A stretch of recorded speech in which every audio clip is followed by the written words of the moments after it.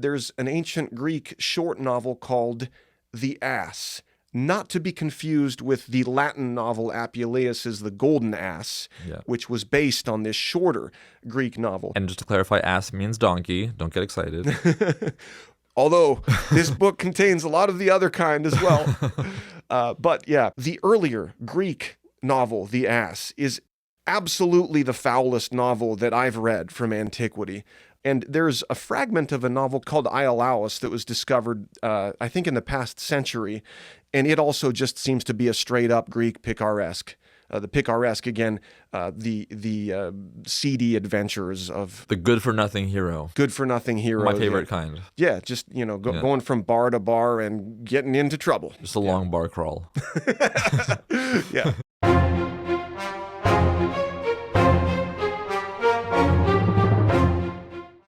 Hi, I'm Lantern Jack. Thanks for tuning in to Ancient Greece Declassified. My guest today is none other than Doug Metzger, the host of the extremely popular Literature and History podcast.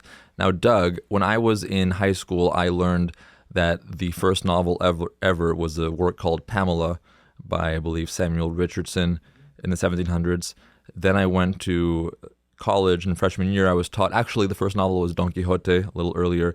And then in my junior year I was taught, no, that's Eurocentric. The actual first novel is The Tale of Genji in Japan, centuries earlier. But now you're coming along and you're telling me that there are novels from the Greco-Roman world from over 1,000 years before that. So first of all, who are you to challenge these long-cherished orthodoxies in the scholarship? Jack, I am a literature podcaster and a classics podcaster like yourself, a PhD like yourself, and I am a person who has read a number of ancient novels, and thus I feel qualified to discuss them with you. All right, and obviously I started with some sarcasm there, but for those of you out there, I just want to say that, when you encounter a podcast on history or literature or some academic subject, I think it's a common assumption people have that, this must be some amateur or some hobbyist, and I know that you don't want to blow your own horn, but I can blow your horn, and I can just say that Doug is a very serious scholar. I think he's read more ancient literature than 90% of classicists. I can say that as a classicist. And so I'm thrilled to dive in with somebody who has spent so much time. Oh, well, thank you, Jack. That means a lot coming from you, and I am excited to talk about these ancient novels with you. It is a stupendous genre of literature. It's not completely unknown, but it isn't the first thing that comes to a lot of our minds when we mention Greece or Rome, is it? That's right. I mean, for most of us who, have some exposure, let's say, to the myths, the tragedies, maybe some Homer, we've seen movies about certain episodes in history, right. And we think of the Greeks as being obsessed with heroes, right? Obsessed with family feuds, right? And we think of them as making epic poetry, oral poetry, theatrical productions. The novel does not come to mind. We don't necessarily think of people contentedly reading romance novels by the light of oil lamps on a Roman rainy afternoon, and yet they did. Yeah. Well, when are we talking about? Like, when did the Greeks and Romans start buying, written fictional works and that they could just sit for hours and read? Dating each of these novels individually is a tricky subject, but generally speaking, we can say between about 100 BCE and a little after 300 CE. And from this period, there are about 12 full surviving novels. There are 2 long synopses of novels, and there are 8 fragments of novels, which also tell us a lot about the greater genre. So this is not just like 1 or 2 flukes. This is a flourishing medium. And there are enough of them such that it is a little bit weird that people like you and I during college and even early graduate school didn't learn as much about ancient novels as perhaps we should.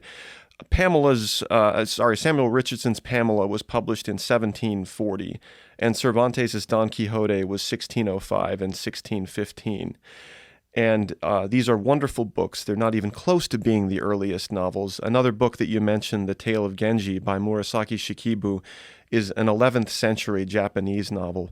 But the funny thing about all of those being cited as the earliest novels is that if we go back to just the 2nd century CE, there's a novel called The Golden Ass by Apuleius that's been in fairly wide circulation ever since antiquity, even in the benighted Latin West. People were still reading Apuleius all along.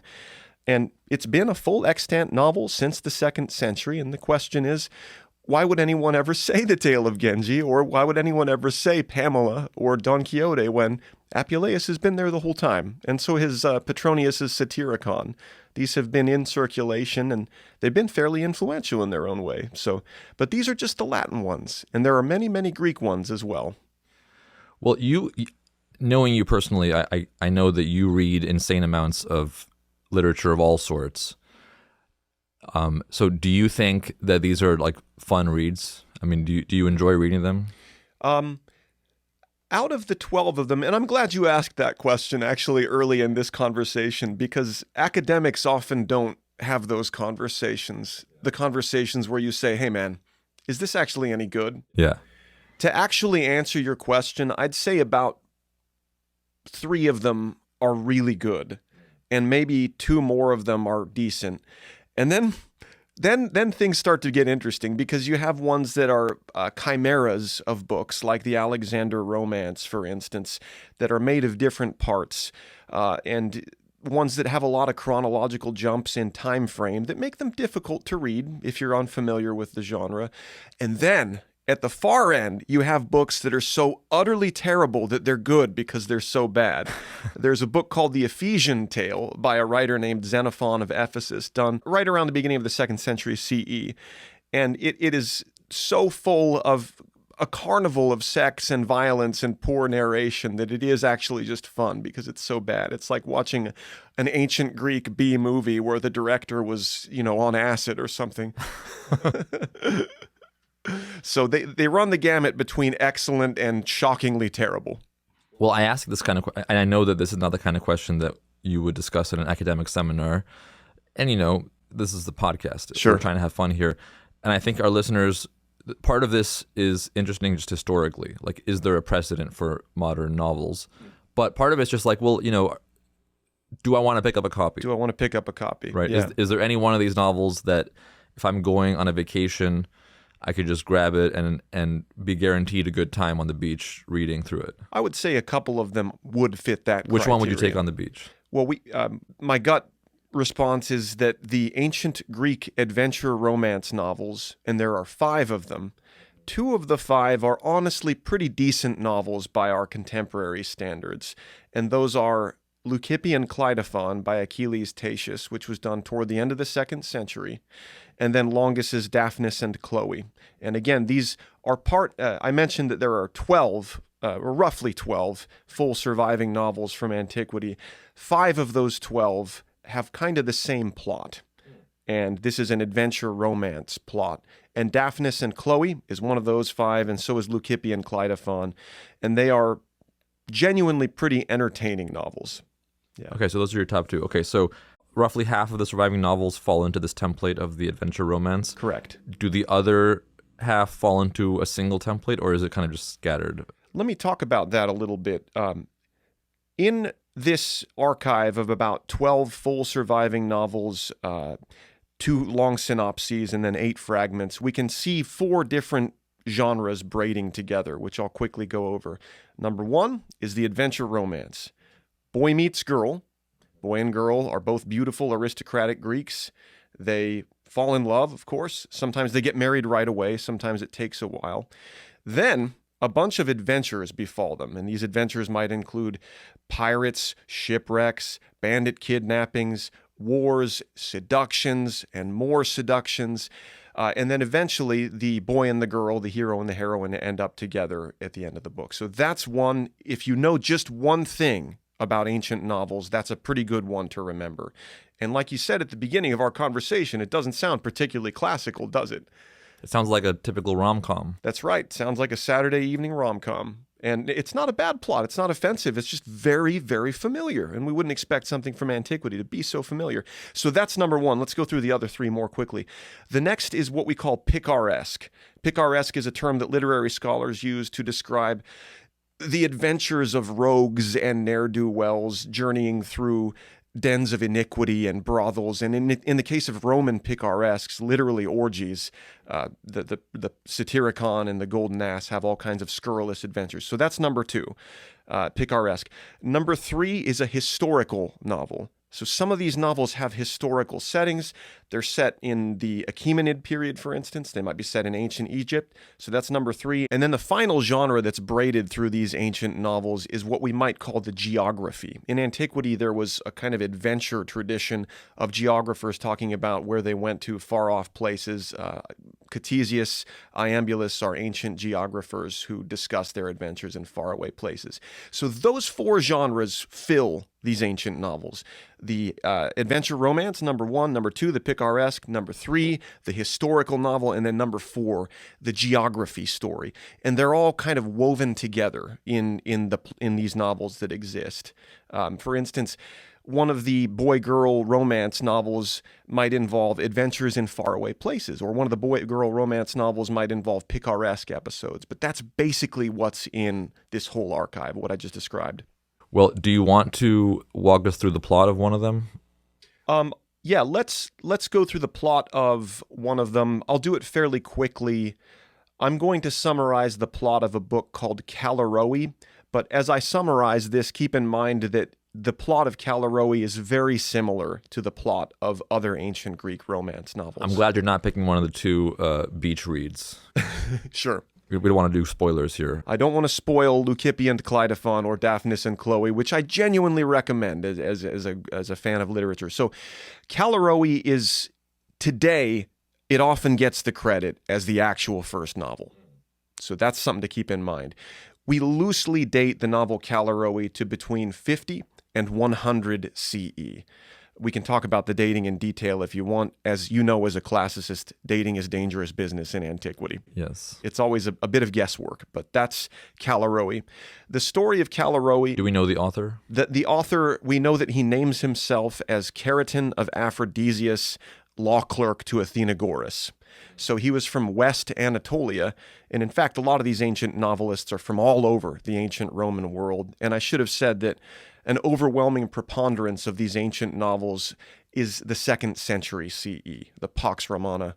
And we're talking Roman world, but this is obviously a Greek person writing in Greek. Greek language, yeah.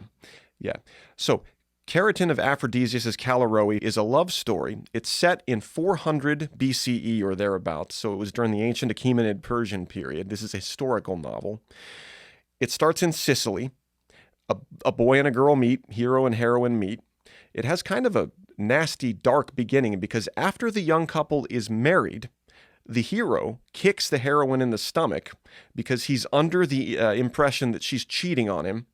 And then she nearly dies. She's entombed because everyone thinks that she's dead. So this is the beginning of this novel. Oh my gosh. And I don't want to fixate on that too much because that's kind of an outlying, weird, extreme moment in ancient fiction. Hold on. So the hero you're saying is the guy that boy meets girl, marries her. That's the hero. He kicks her in the stomach. That's correct. And then she gets entombed? She gets entombed. Everybody alive. Everybody thinks that Callirhoe is dead. Okay. What happens next is that Callirhoe... her funeral proceeds down along the Sicilian seacoast, and she's entombed, and she is entombed with finery that's sufficient for her station as a high-up aristocratic girl. And some pirates are ubiquitous in ancient novels, some pirates see Callirhoe being entombed, and they decide to raid the tomb. So they break into the tomb the next day, and lo and behold, the heroine of our novel is still alive. And so they kidnap her, and they plan to sell her into slavery. So what happens next is a series of adventures that are scattered all over the ancient world during the Achaemenid period. We go to Western Anatolia, to the Persian Empire, and eventually we end up in Babylon in the court of the Persian king. Wow. The situation unfolds as a increasingly complex sexual imbroglio, because what happens is Callirhoe ends up remarrying a second husband kind of out of necessity to stay alive because she's been sold into slavery. Then Chariton finds her, and so it becomes a love triangle where she has 2 husbands. Then a Persian satrap also falls in love with Callirhoe, so we turn into a love quadrangle. And then a second Persian satrap also falls in love with Callirhoe. So we find ourselves in a love pentangle. And then eventually, Callirhoe and all of her prospective lovers are summoned to the court of the Persian king. The Persian king tries to adjudicate who ought to be able to be with Callirhoe, and then he falls in love with her as well. So our love pentangle becomes a love sextangle. And there is a lot of eroticism in these ancient novels, and this is just kind of an example of how desire really fuels the plot of this earliest of ancient Greek romance novels. The book ends in a far-fetched war story in which the Persian king has to arbitrate an insurrection in his Egyptian satrapies in the west of the Persian Empire. Chariton distinguishes himself laudably in the war that ensues, and eventually Chariton and Callirhoe and all of the other good characters of the novel, so to speak, end up back in Sicily. So I summarized that pretty quickly, but it's a decent book. It's about 100 pages to read, so it's a fairly short novel by our standards today, but it may have been fairly well known in antiquity. And Callirhoe presumably forgives her husband for kicking her. Thank you for asking that. Yes, indeed, she does. And my suspicion... He better have like the best apology in the history of apologies. If it's in the novel, I couldn't find it. Seriously? But one of the things that is emphatically hinted at in these novels again and again and again is the good looks of the hero and heroine. For some reason, they're always, and I'm talking about the Hellenistic romantic adventure stories, these are really, really beautiful aristocratic youths. And so it seems like they're really only within each other's aesthetic pay grades in these novels. So... Well, that was beautifully summarized. Oh, that was a beautiful summary of a, honestly, not so beautiful plot. And I don't want to scare away our listeners from trying out one of the top two novels. So I just want to say that having read just Daphnis and Chloe, it doesn't have a lot of those uncomfortable elements, right? In fact, when I read Daphnis and Chloe in college, in a classics program, for some reason the professor decided that the best way to introduce this book to us was to read the top-ranking Amazon review of the Penguin edition. Okay.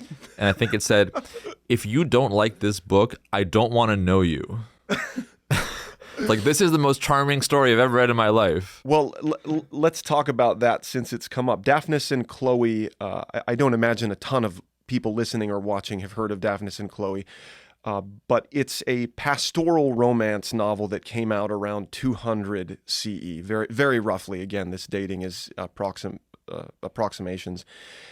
Daphnis and Chloe is a little bit of a simpler and more beautiful adventure romance story. In it, a pair of teenagers, they're just 15 and 13, on the island of Lesbos meet and they fall in love. He's a goat herd, she's a shepherdess, and it's a very innocent Theocritus-style pastoral love story. It's successful as a novel because we're not scooting all around the Aegean, changing scenes every 5 minutes. We don't have a ton of fake deaths all the time, like, we heard about Callirhoe's fake death. And because of that, there's a fair amount of psychological characterization that's able to take place over the course of Daphnis and Chloe.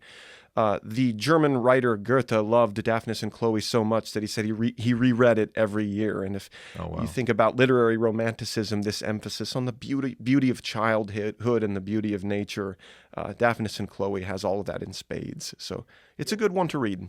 You mentioned that in all of these novels, in all of the boy meets girl novels, the boy and the girl are aristocrats. Yes. But sometimes they don't know that, right? Sometimes, like Daphnis and Chloe, they start off thinking it's just a shepherd, Right.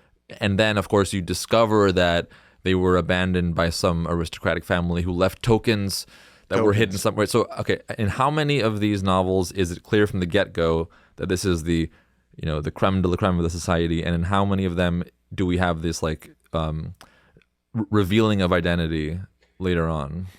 There are two of the ancient Greek romance novels involve birth tokens, and the girl and the boy, either both or one of the leading couples, finding out that they're very high-born rather than low-born as they expected. It happens in a novel called the Aethiopica by Heliodorus. It happens in Daphnis and Chloe.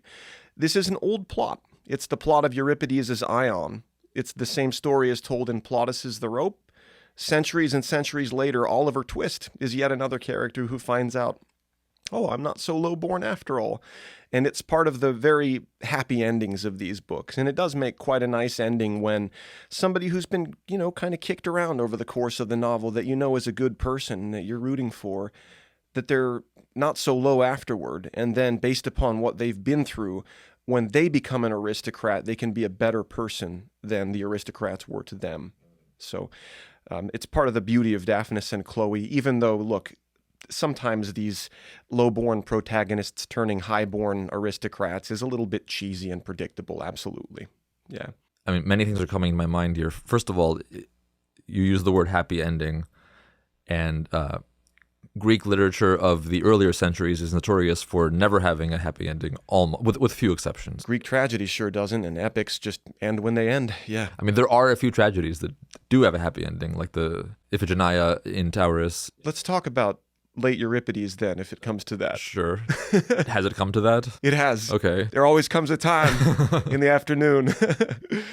So, toward the end of his career, Euripides wrote a trio of plays that... We're talking now 400 years earlier. Thanks, Jack. Yeah, we've gone back in time to, say, 415 to 405 BCE, roughly. So late in Euripides' career, he wrote a trio of plays that are often called the Euripidean Romances. So they're not really tragedies, and they're not really comedies. And that's fascinating. They're genre benders. As though classical Athens couldn't be cool enough, it does something else still. So these plays are basically about likable, generic young people out there in the world. And I don't remember if I named the names, but this is Iphigenia, Taurus, Helen, and Ion. Euripides' Helen is actually about a different Helen of Troy than the one most of us have heard of. As you may know, Jack, there's an alternate story about Helen of Troy that she never went to the Trojan War, but her doppelganger went to the Trojan War, while the real Helen, who's quite a nice, blameless young person, ended up in Egypt. And so the story of these later Euripidean romances, as they're called, is young person kicked around in the world trying to do their best. Ion, the protagonist. Story of my life, man. Yeah, man. It's a story of all of our lives at the beginning. Young people just trying to figure things out for ourselves. So poor young Ion is out there looking for his mom and trying to find out who his parents are. And eventually he does at the end through birth tokens. Poor Iphigenia is looking for her brother. Helen is looking for her husband. And these plays ended up having a fairly outsized influence in the new comedy of the centuries to come, to jump forward to about 316 BCE, to Menander's Old Cantankerous. From the heroes and heroines of classical Athens, who are these battle-scarred, kind of grizzled figures from mythology, all of a sudden, a century later, we have innocent, generic young protagonists and stock characters. The grouchy old man, the dapper bachelor, the beautiful young innocent girls, type characters. And this happens fast, in a century or so in literary history. It's not the only thing that happens, but perhaps some of that came from those Euripidean romances, because by the time a century later we get to Plautus and Terence, it's the same sorts of archetypal characters. Okay, so now you've brought things a little closer to the territory I'm familiar with. Awesome. And I've often thought about this remarkable shift that we get from the 400s BC to the 300s BC. And just to fill in our listeners here, in the 400s BC, we have that's the heyday of the tragedies, right? And we have playwrights like Aeschylus, Sophocles, and Euripides, and they're writing mainly tragedies. And these are very, very strange for modern audiences because they don't have what we think of as the most basic features of a story. They don't have a villain, usually. Right. So it's not good versus evil. They don't have a happy ending. So that's already the two most important things that we have, right? They don't have those. They have a kind of grinding, inexorable series of events. Yes. Yeah. Then we get to the 300s BC, and as you mentioned, we have a playwright. We have a new kind of comedy. New kind of theatrical production. That emerges, yeah. We get the disappearance of mythological characters. Exactly. And the emergence of kind of types, like the old cantankerous father, the old grumpy guy, the parasite who comes over uninvited, the nosy neighbor, Right. the scheming mother-in-law, right? There you go. Clever slave. Yes. And it's like, again, to fill in the contrast, go back 100 years in the 400s, it's kind of like they had their own Marvel universe Exactly. but they Their own opera. they had their own universe of mythological characters, and they kept making new, productions with the same characters but with totally new twists. And when you're new to that Marvel universe, as most of us are, when we start reading the text of classical antiquity, it's bewildering. Yes. But after you see or read 10 plays, then you start to get the idea, right? Okay. Then we get to, again, the later new comedy, and it's very familiar. It's like Right. It's like a rom-com. We recognize all the characters. It's about ordinary people. I mean, this is beyond the scope of what I invited you to talk about here. Let's do it. But what happened? So what happened how did we get from Medea and Odysseus to Palestra in Plautus's The Rope? How did we get from these storied, grizzled protagonists to these generic figures on stage? And I think that one answer to that question that's very general, but maybe has some truth to it, is some intercontinental geopolitical changes that took place between classical Athens and Middle Republican Rome. And the most important series of events that happened between 334 and 323 BCE, the conquests of Alexander the Great. That really changed the ancient world, and it pulverized the old world of the city-state and threw people all over the ancient Mediterranean. And all of a sudden, more of us were living in intercontinental empires, and great expeditions were funded by slavery, which threw people into encounters with one another that they wouldn't necessarily have had. But in short, you couldn't rely on everybody knowing your Marvel universe anymore. So if you're Plautus and you are trying to get people to come to your plays between the beginning of the 2nd century BCE, you need to have characters that are instantly recognizable to the cosmopolitan audiences that are passing through your Roman theaters, because otherwise they're going to go and watch a chariot race, or they're going to go and watch a mime show.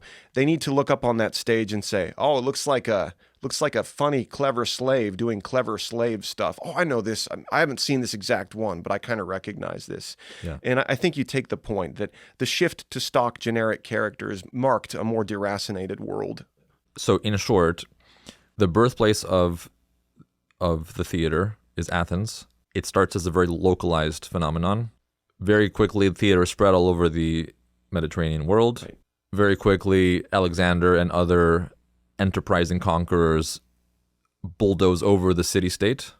So the polis is no longer the sovereign unit it used to be.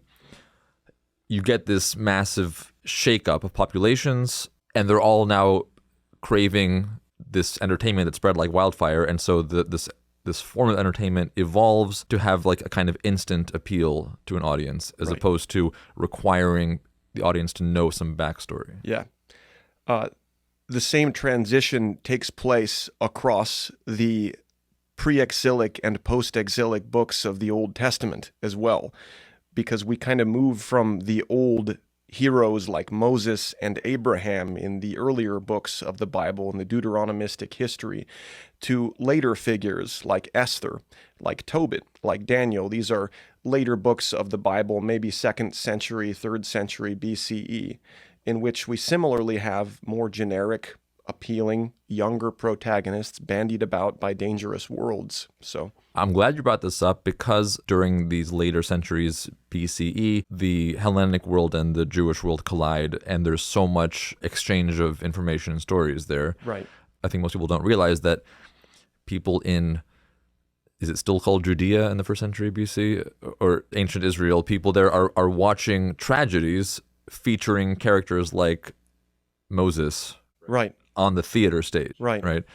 So, a few questions. First of all, are the later books of the Old Testament, are they influenced by the proto-novel, or are they novelistic in some ways? Is there some kind of connection there? Yeah, it's a great question, and it's maybe an easier question to ask than answered, but let's just look at some facts. There is actually an ancient surviving Greco-Jewish novel that's called Joseph and Asenath that is tentatively dated from 100 BCE to 100 CE. It's a frustratingly broad range, but I'm not going to say anything beyond that. So this is also possibly the first surviving novel. This is a novel about the biblical patriarch Joseph, who kind of takes center stage at the end of the book of Genesis, and how he meets and marries an Egyptian priest's daughter named Asenath. They fall in love, or she falls in love with him and converts to Judaism, and they're married, and then a series of adventures befall them after their marriage. So is it based upon some earlier piece of Greek fiction? I don't know. But if we go back in time further to the Book of Esther, of course, Esther is a piece of sacred literature and it's scripture, and I'm not at all meaning to disrespect it as sacred scripture. It's behind a holiday of Purim. But we can also say that among the many things that something like Esther is, it's also a long narrative. And it's a long narrative that has some commonalities with a book that we talked about earlier in our discussion, Callirhoe, because there's a beautiful girl. She's not Greek, but she's Hebrew. Yeah. And she's in the court of a Persian king. And a Persian king is desiring her. And there's eroticism at play in the plot of the Book of Esther, especially in the full version of the Book of Esther that's in Greek and Catholic Bibles. The longer Book of Esther with the deuterocanonical Greek editions has these wonderful novelistic inserts that really describe the protagonist's psychological experience as she is a stranger in a strange land, alone, and kind of preyed upon by forces greater than her. So I think it's probably pretty likely that Jewish folks and ancient Greek folks saw the same entertainments and influenced one another. It would be silly to say that they didn't. Yeah. But that's about all I'm comfortable saying. And additionally, in the Common Era, there's a lot of Christian apocryphal and pseudepigraphal works that some of us read. You know, traditionally, classics departments have been siloed off a little bit from religious studies departments because we have to have our specializations, and I understand that. But in fact, a lot of the early apocryphal and pseudepigraphal Christian literature also has some of the traces of what seems to be ancient Greek fiction. For instance, the apocryphal Acts of Thomas, the apocryphal Acts of Paul and Thecla. These are books, and I can tell you more about it. We can talk about something else, but they do have some interesting commonalities to ancient Greek fiction. And indeed, they were popular during the heyday of ancient Greek fiction as well. So I'm going to take the opportunity to drive home one of my favorite talking points, one of my own Lantern Jack talking points for my listeners, which is that what we have from the ancient world is a tiny fraction of a percent of what existed.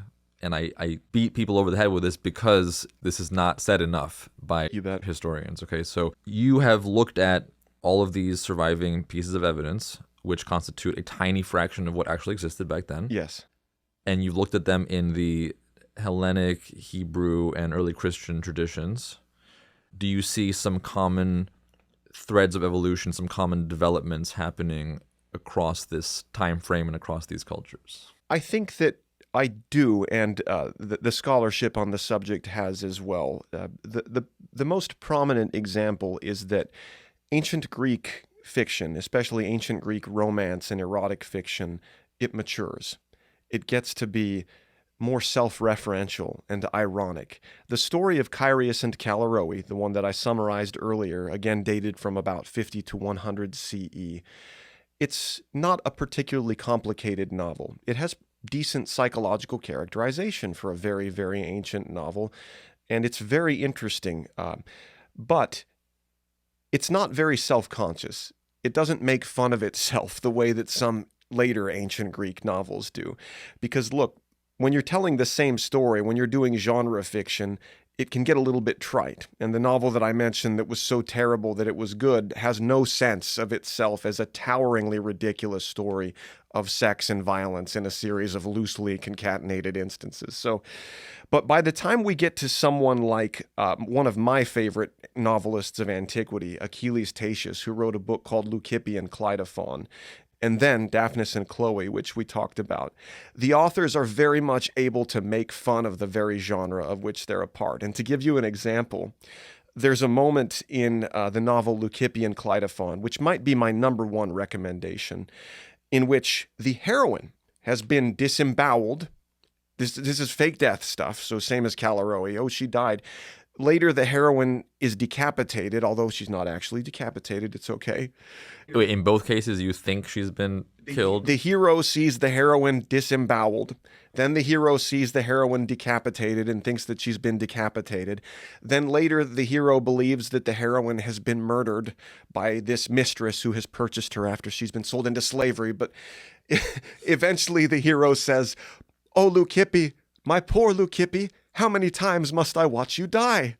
And you wonder what the author is thinking at this point as you read the book. And there's also... Well, what do you think the author's thinking? I think the author is thinking, I'm telling a damn funny and sexy story. And everybody is going to think this is funny. And everybody knows this isn't the first romance novel ever written, nor the first romance novel that's ever read. But I'm a crack shot writer, and I'm going to do a fantastic job with my prose. So he's making fun of like cliches and tropes and That's right. things that the audience is used to from older books. That's right. Almost fourth wall. And it's very exciting to see that development happen. Now, the final novel that survives from antiquity is a book called the Aethiopica by a writer named Heliodorus. It's long. This one is 250 or 300 pages long, so it dwarfs some of the novels that came before it.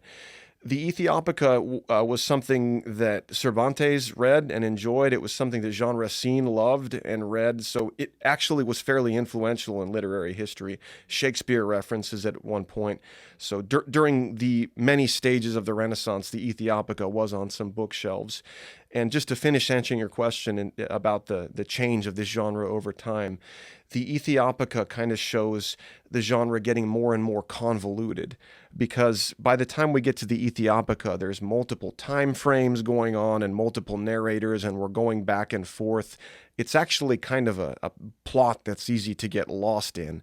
But during the Renaissance, with its many costumes changes on stage and its many cases of mistaken identity, these more complicated ancient Greek novels were somewhat influential. Yeah. Well, that's an interesting thing to explore now. To be a little bit pretentious and scholarly, the Nachleben, or the German word for the afterlife of the novel. So these novels, far from being forgotten, which we might assume today since we never hear about them, they were profoundly influential. Some of them were, absolutely, yeah. What kinds of connections have you found between these ancient novels and early modern literature or opera or any kind of emerging art form? Daphnis and Chloe most famously influenced a very popular ballet by Ravel in the early 20th century, which some folks may have heard of. I think that the niftiest influence, so to speak, that maybe a lot of us haven't heard of is that of an author named Lucian of Samosata on specifically two books of the Enlightenment. Lucian of Samosata is a writer from what's called the Second Sophistic, which let's bracket that for now. He's a 2nd century Greek author of tremendous, complex, beautiful prose. And Lucian of Samosata wrote a book called A True History, or True Histories. And this is a story about the very far-fetched adventures of a protagonist who ends up going all the way to the moon and space. Now, eventually, A True History or True Histories ended up influencing Jonathan Swift's Gulliver's Travels and Voltaire's Candide. And the point of A True History was to tell a novel of which nothing was true. That was the point. Poor Lucian had read so many of these ancient geographers whom I mentioned earlier who were saying that Herodotus says that there are men with the heads of dogs living in some areas of the globe, and that there are ants the size of dogs, and that there are winged snakes in Arabia. And Herodotus is fairly reliable in comparison to certain ancient geographers and historians, and so Lucian decides to make fun of them. And the zany, over-the-top satirical style that he came up was very influential in the 18th century. So far from being forgotten, he had a big influence in literature that's more relevant to our times.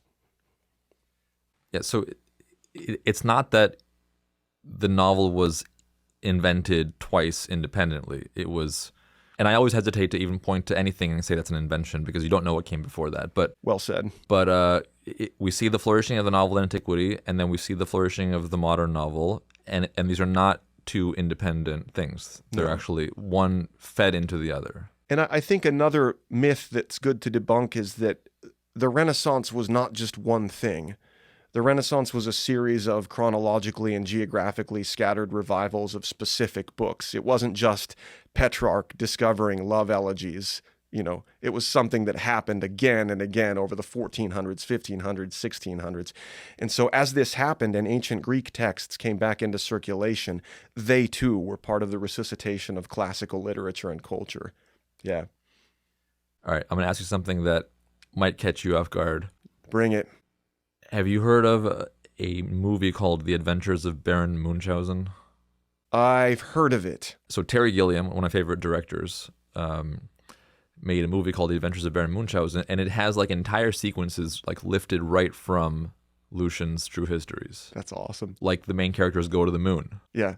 And they find the king of the moon and the queen of the moon. Okay. And anyway, so that's just a movie recommendation for our viewers. It's a lot of fun. While we're on the subject of Lucian, I thought maybe we could talk about why the novel had its heyday when it did. Yes. Thank you for helping me out to find the next question.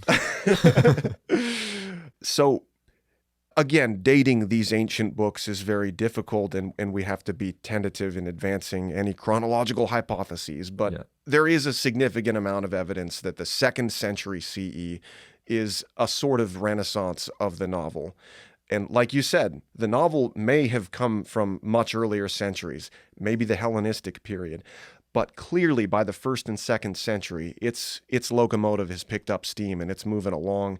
And there are some extant traditions that different novelists are following that are exciting to watch. If I may inject a few pieces of information that might be interesting for our listeners, one important issue here is how widespread was literacy, of course.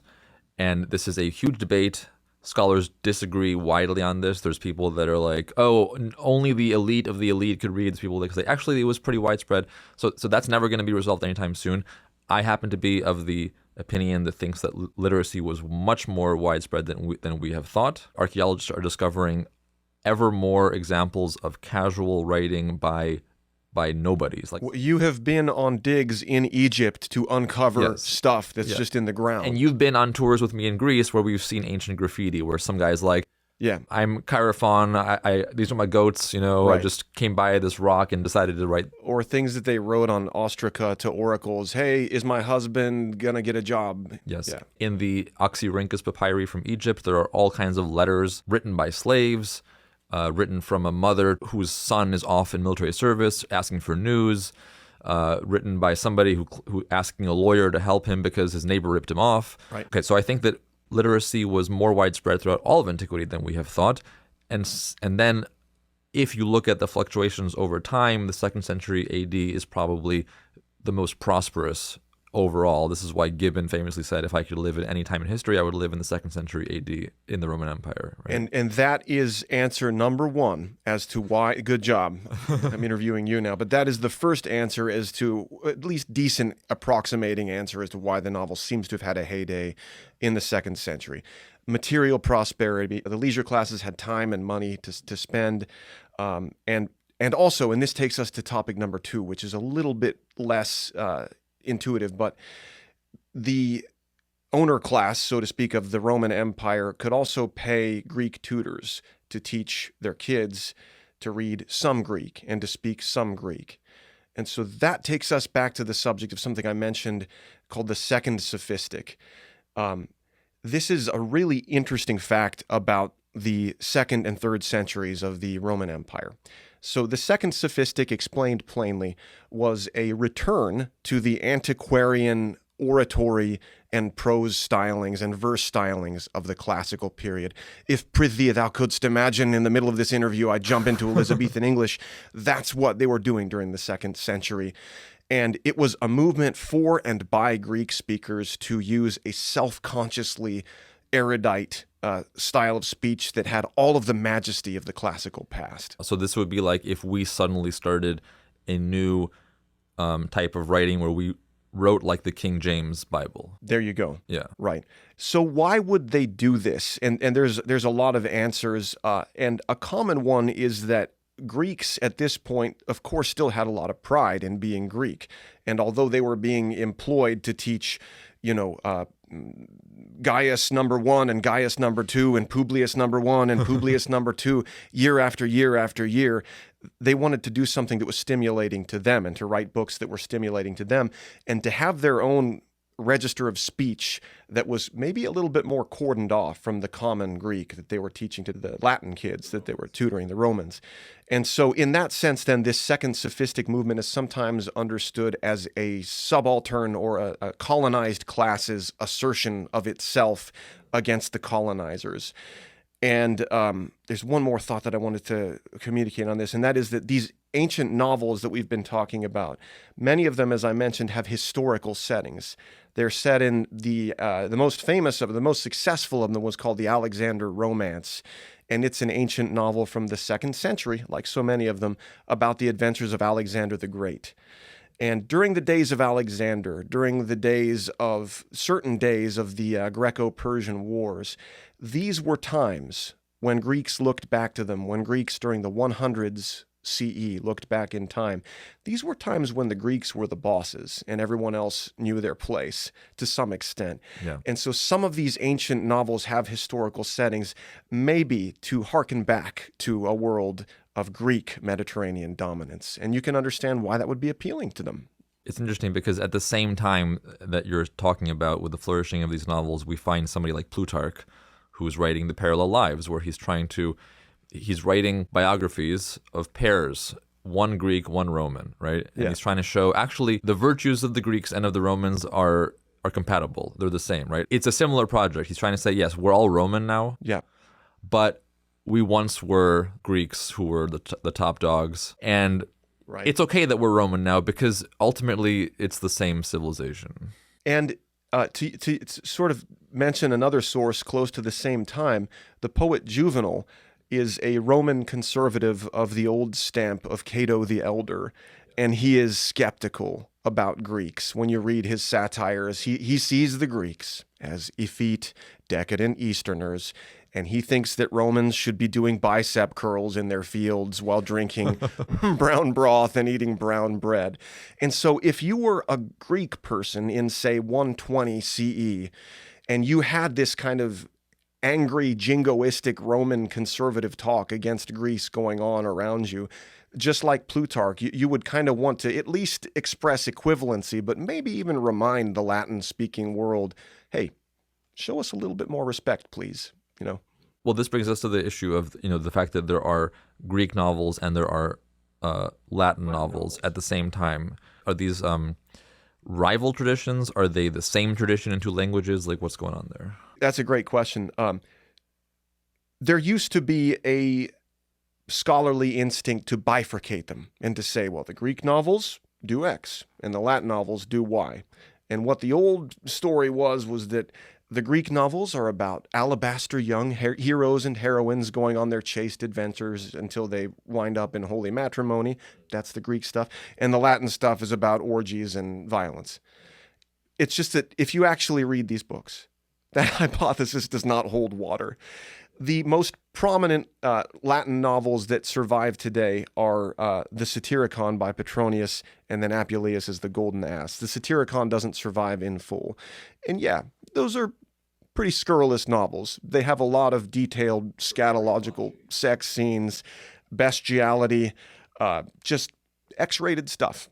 And a lot of the Greek novels, to be fair to this old theory, are... well, they sound like they could almost be Christian period romance novels, only none of them mention Christianity.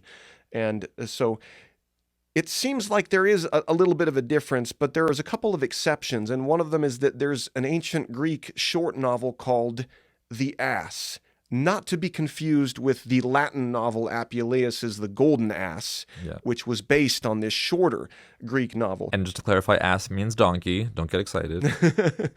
Although this book contains a lot of the other kind as well. But yeah, the earlier Greek novel, The Ass, is absolutely the foulest novel that I've read from antiquity. And so that kind of contradicts the notion that the Greeks did X and the Latin and then the Romans did Y. And there's a fragment of a novel called Iolaus that was discovered, I think, in the past century, and it also just seems to be a straight up Greek picaresque. The picaresque, again, the seedy adventures of The good-for-nothing hero. good-for-nothing hero. My favorite kind. Yeah, just, going from bar to bar and getting into trouble. Just a long bar crawl. Yeah, and worse. I mean, they tend to end up at weird cultish religious ceremonies / orgies. What bar crawl doesn't end up there if it's a successful bar crawl? Most of them do. Most of them do. Okay, so you're saying that are you saying then that these are actually part of the same phenomenon reflected in two languages? Is that your current? As you said, let's not advance any kind of hypotheses confidently based upon the scant amount of material that we have. But from my sense of having read, I believe, all of the extant, I mentioned 12 full novels that survived from antiquity, then 2 long summaries, and then 8 fragments.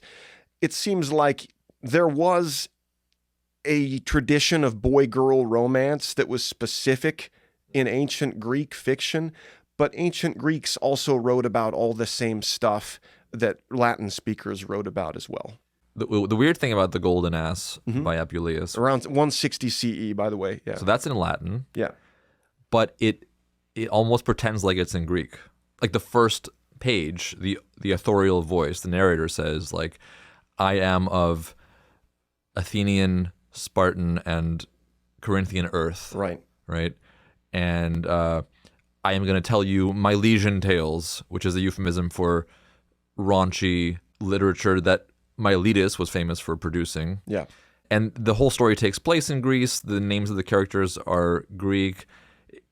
It's almost like one of those movies that, like American movies that takes place, let's say, in like Russia. Yeah. And they're speaking English, but it's with a little bit of an accent, and they're acting like they're speaking Russian. You know what I mean? My point is, it seems to be placing itself within the Greek tradition.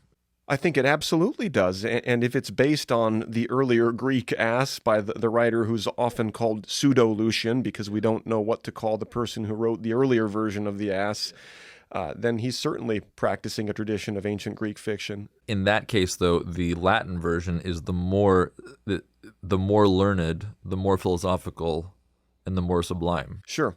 And in fact, one thing that we haven't talked about is there any religion in these ancient novels? Yeah. Right?